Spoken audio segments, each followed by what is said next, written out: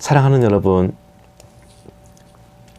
고난주일 설교치고는 오늘 설교 제목이 참 괴랄해요. 그런데 오늘 본문 말씀은 매우 유명하면서도 가슴 찡한 구절입니다.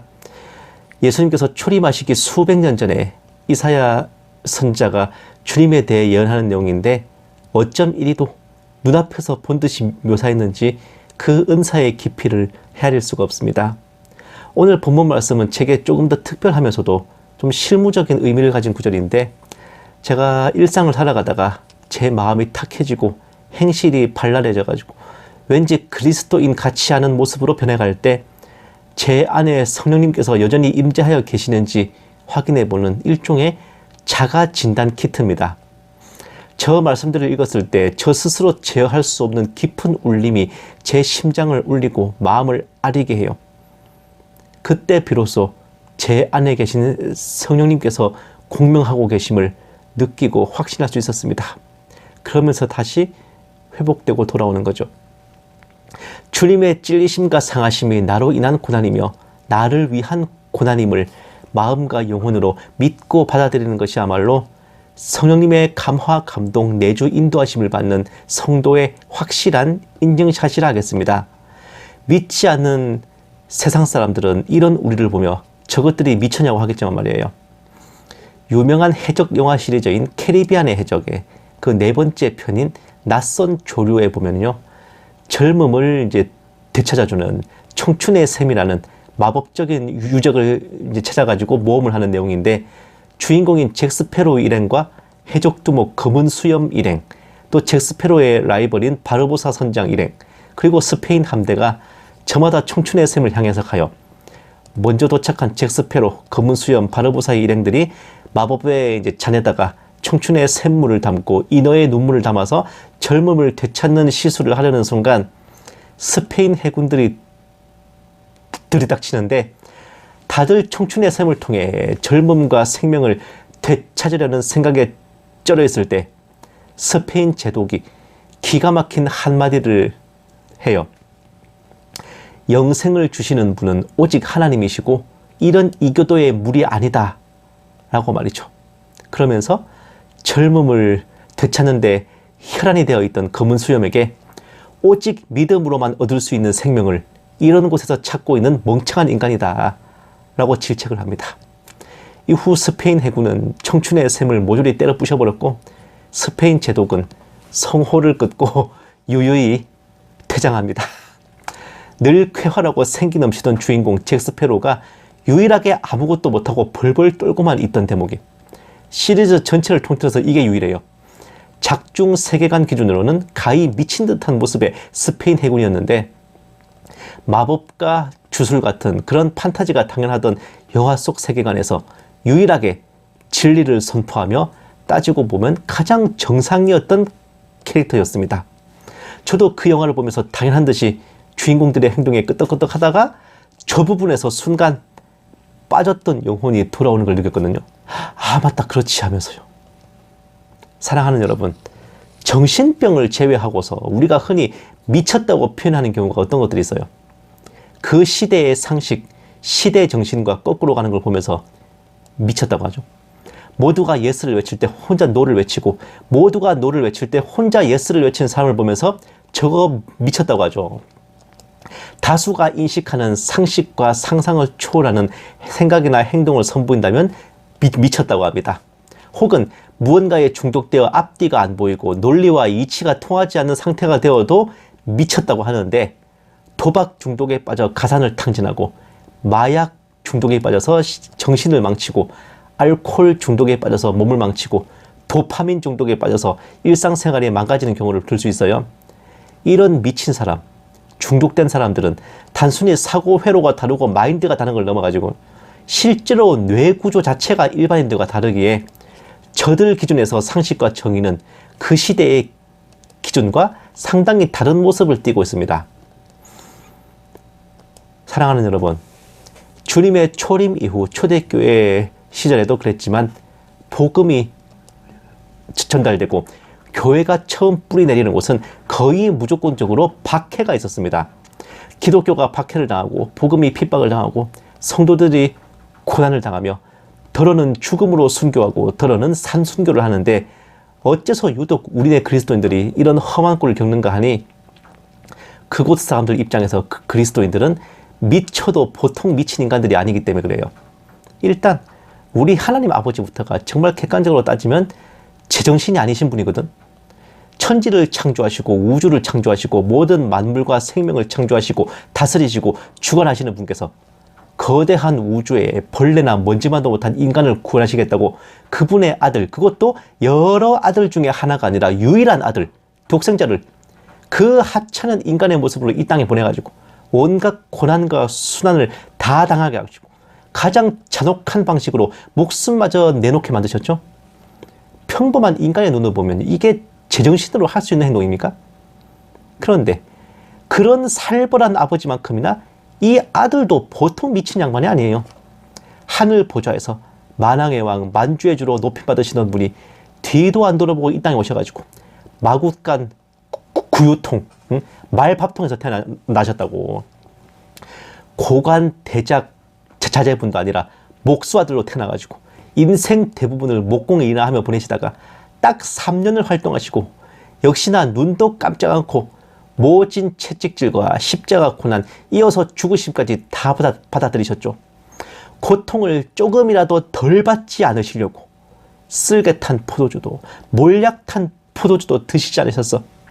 이방인인 로마 병사들이 자신을 이제 조롱하느라고 군주가 입는 홍포를 입히고 왕관을 흉내낸 가시관을 씌우고 홀 대신 갈대를 들게 하고서는 그렇게 왕 코스프레 시켜놓고 엎드려 절하고 경례하면서 유대인의 왕이여 평안할지어다 하고 장난질을 치는데도 그분께서는 자기 백성 유대인들이 자신을 외면하는 와중에 어떤 생각으로든 어쨌든 자신을 유대인의 왕으로 인정하고 왕의 복장을 입히고 절까지 한 이 이방인들을 향해 그래 니들이 뭔가 보는 눈이 있구나.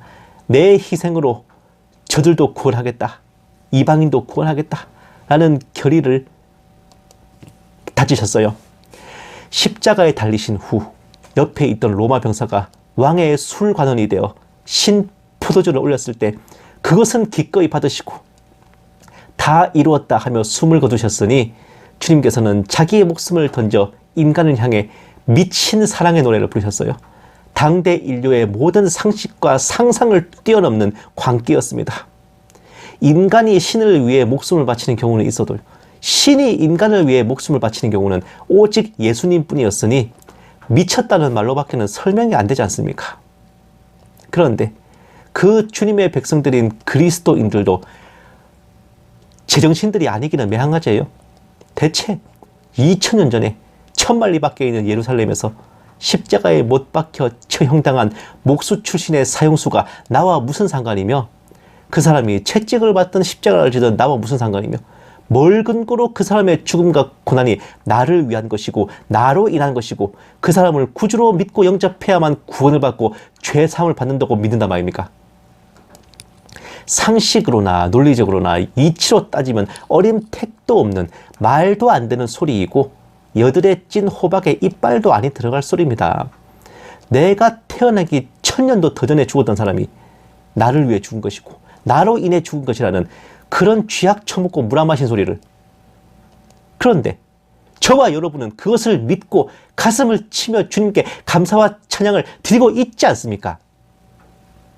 그러니 세상 기준으로 저와 여러분은 예수를 믿는 우리네 그리스도인들은 제정신들 아니에요. 정신줄 났어. 미쳐도 단단히 미친 것들이야. 옆에 있으면 그 광기에 옮을까봐 거리를 두고 싶은 그런 사람들입니다. 확실히 우리들은 주님을 믿지 않는 세상 사람들과 사고 회로가 다르고 마인드가 다르고 뇌구조도 다르죠. 우리에게는 너무도 당연하게 믿어지는 주님의 고난을 세상 사람들에게는 너무도 당연히 믿어지지 않으니까요. 세상이 뭐라 해도 우리를 뭐라고 비웃고 욕하고 몰아대도 그런다고 있던 믿음이 없어집니까? 도박에 중독된 사람이 손모가지를 끊는다고 도박을 안 하던가요? 알코올에 중독된 사람이 간이 망가진다고 술을 끊습니까?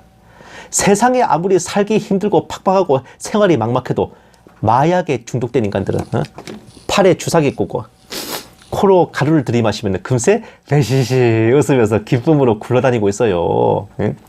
도파민에 중독된 인간들도 덜어는 사고를 당해가지고 다치고 깨지고 어디가 부러져도 좀 괜찮아지면 또다시 어디 화끈한 일이 없나 혈안이 돼가지고 그거 찾아다니잖아. 사랑하는 여러분, 세상 사람들이 보기에는 우리네 그리스도인들의 모습이 저래요. 예수라는 마약에 중독돼가지고 세상의 삶이 아무리 팍팍하고 험난해도 뭐가 그렇게 좋은지 실실 웃으며 지낸다고. 예수에 중독된 뽕쟁이들, 약쟁이들 눈앞에는요, 세상 사람들이 볼 수 없는 천국이 보이거든요. 중독이 돼야만 보이는 거니까 일반인들 눈에야 보일 턱이 없습니다. 성령이라는 알코올에 중독이 돼가지고 쩔어가지고 세상 사람들이 아무리 생각해도 도저히 믿을 수가 없고 이해가 안 되고 납득이 안 되는 것들을 철석같이 믿고 아멘 아멘 하고 있습니다. 복음이란 도파민에 중독돼가지고 이래저래 외면당하고 욕을 먹고 몸과 마음을 다치고 하면서도 또다시 예수 믿자고 전도를 하고 사역을 하러 나가요. 세상 사람들이 보기에는 저럴 시간에 나가서 일을 더 하면 돈을 더 벌 것 같은데 돈을 덜 벌어도 되니까 주님의 일을 하겠다는 기가 막힌 중독입니다. 그렇게 자기 인생을 육신과 마음과 영혼까지 다 판돈으로 갈아 넣어가지고 구원이라는 도박에 중독이 돼 있어요. 때로는 읽기도 하고 때로는 따기도 하고 잃을 때가 훨씬 더 많긴 하지만 이 도박에 미친 중독자들은 결국은 마지막에 잭팟을 터뜨려 대박을 건지겠다라는 확신에 차가지고는 눈이 뻘개져가지고 카지노를 돌리고 빠찡코 슬롯 머신을 땡겨요. 사랑하는 여러분, 이것이 저와 여러분의 모습이기를 바랍니다. 전에도 그러했고 지금도 그러하며 앞으로도 그러하리라 믿습니다. 예수님만 바라보며 복음만 바라보며 성령님의 인도하심 아래에서 벗어나지 않은 채 확신을 가지고 혈안이 돼가지고 눈이 빨개져가지고 뭐에 씌인 것처럼 중독된 것처럼 다른 것을 돌아보지 않고 주님만 바라보며 쭉 나아가기를 원합니다. 이미 주님께서 우리를 향한 미친 사랑으로 그 모진 고난을 우리를 위해 당하셨으니까 우리 또한 주님을 미치도록 사랑하고 예수에 미친 광인들이 되기를 원합니다. 아주 맑은 눈의 광인들이야. 세상이 우리를 보고 미쳤다고 하지만 오히려 가장 제정신이지. 가장 멀쩡한 정신이야. 세상이 죽었다고 하지만 오히려 살아있는 자들이야. 세상에 속해 있으나 세상에 섞여들지 않고 구별된 하나님의 백성으로 온전히 서 있는 그리스도인. 그렇게 주님과 함께 성령님과 함께 주님 나라로 향할 그날까지 한판 신명나게 미쳐서 살아보는 저와 여러분 모두가 되시기만을 주님의 이름으로 간절히 축원합니다.